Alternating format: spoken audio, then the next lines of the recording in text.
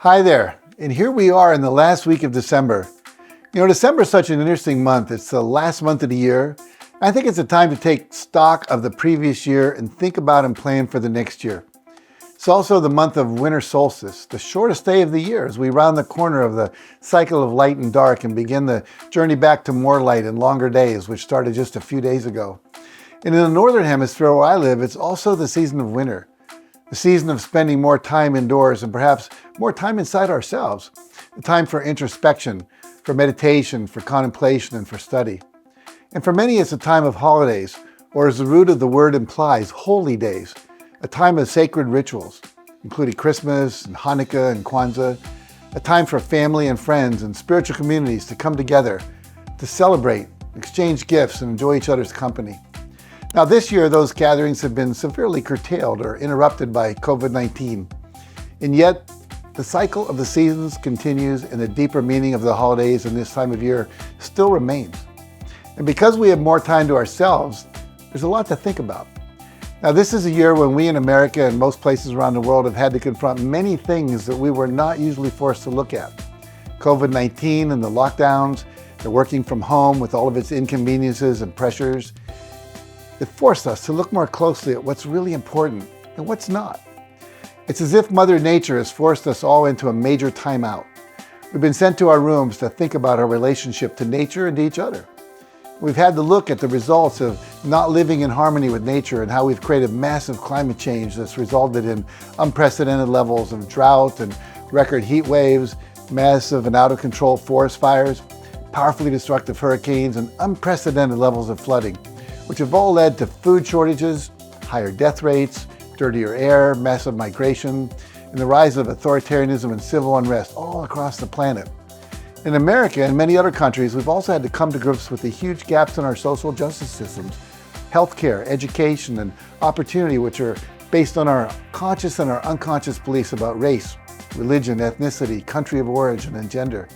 We've had to confront a political divide that has never been wider, more deeply felt, and seemingly intractable. We've had to look at our fears and our prejudices and our biases and our conditioned beliefs and our unconscious programming in ways that perhaps we never have before. And many of us have had to face the most challenging economic conditions of our entire lifetimes due to the shutdowns and the lockdowns and the business disruptions caused by the pandemic. And unfortunately, many people have lost their jobs, their businesses, their homes and apartments. Some even have lost friends and family members, and some people are even losing their hope.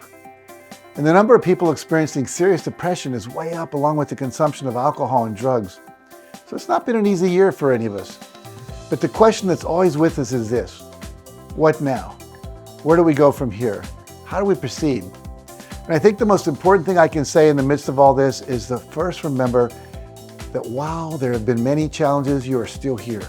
You're surviving. And many of you are still thriving. And now more than ever, you have to take charge of your thinking and remember what to think about, because what you think about is what you'll bring about. So choose to believe that it's going to get better. Choose to focus on what is good in your life. And every day, take a few moments to be grateful for what you do have, and don't focus on so much on what you don't have. Clearly food and shelter are necessities you need, but most of you are watching this, you have all that. Focus on the little things that are positives in your life, your friends, your family, your children, your pets, music you can listen to, a sunny day or a day full of beautiful snowfall, the books you have to read, the shows you can watch, the games you have to play, the running water, the electricity, you've got an elevator in your building that works. Now I can remember being in Africa not too long ago where our room was on the 5th floor of a really small hotel in a very small village, and the elevator was broken. And we had to climb up 5 flights of stairs with all of our luggage the first time, and then up and down there anytime we wanted to go and get something. It was a real trek. And then the mattress was on the floor, and it wasn't a normal mattress, it was more like a blow-up bubble. And when you laid on it, it would all go down and your hips would touch the concrete on the floor underneath. And there were only 2 toilets and showers on the floor and virtually no hot water. And the street outside was really noisy most of the night. Now most of us take a lot of things for granted. I want you to take the time to appreciate the little things that you do have. And here's an exercise you can do as soon as you finish watching this video. It's called a rampage of appreciation. And all you have to do is just walk around wherever you are right now, your home, your apartment, or your office, and appreciate everything your eyes fall upon. the floor, the carpet, your computer, your plants, books. And I want you to go deeper with each thing. And let me illustrate what I mean by that. I appreciate my computer. And I appreciate Steve Jobs, who started Apple, who created all this. And the guys at the Apple store who taught me how to use my computer and taught me how to use Keynote and all the wonderful things that I do with that. And the fact that I have Keynote, that I can create slides that help put my speeches and all my talks that I do, makes them more visible and visual and fun to look at. And the cartoons that I can throw up on the screen. I appreciate the plants that I have in my office. I appreciate the person who comes in once a week and waters those plants. I appreciate the carpeting that I have on the floor. I appreciate the people who shaved the sheep and created the wool and brought that together, and the people who wove it into a carpet, and the people who installed it, and the woman who comes every week and cleans it. So I want you to go really deep like that. Everything you see, think about what you have and who helped bring it. Maybe there's food in your refrigerator. You can appreciate the fact that somebody grew that food, somebody packaged it, somebody carried it to the store where you bought it, someone put it on the shelves. All of that, be really, really grateful. Most of us don't do that. So I suggest that you take some time the next week. And if you haven't done this, I also want you to do it. After you do the appreciation, take some time and visualize the life you want to live next year. Use your imagination to visualize the life you want to live. Unfortunately, most people use their imagination to imagine the worst outcomes. And that's easy to do during a pandemic.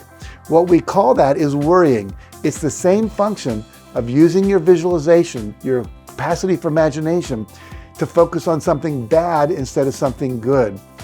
Start practicing every day, visualizing the things you want to experience in the coming year, and choose to believe it's possible to create that. Just choose it. It's a choice. Now, let me also suggest that if you have a copy, take out my book, The Success Principles, and reread it over the next month.